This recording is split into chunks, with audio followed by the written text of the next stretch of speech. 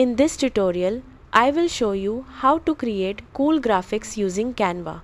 First, open Canva and log into your account. Click Create a Design and choose Custom Size if you want full control of your graphic. For example, you can set the size to 200 by 200 pixels for a simple square design, or choose formats like Instagram post or presentation.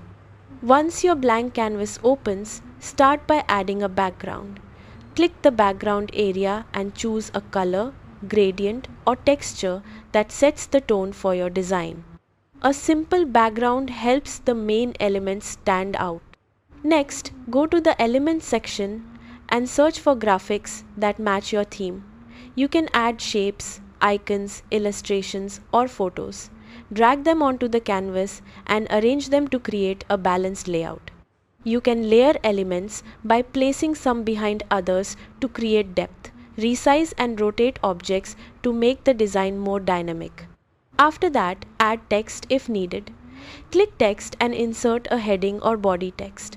Choose fonts that match the style of your graphic and adjust the color so it is easy to read. Use the color picker to make sure your colors match and look consistent. Canva also offers color palettes that help you combine colors that work well together.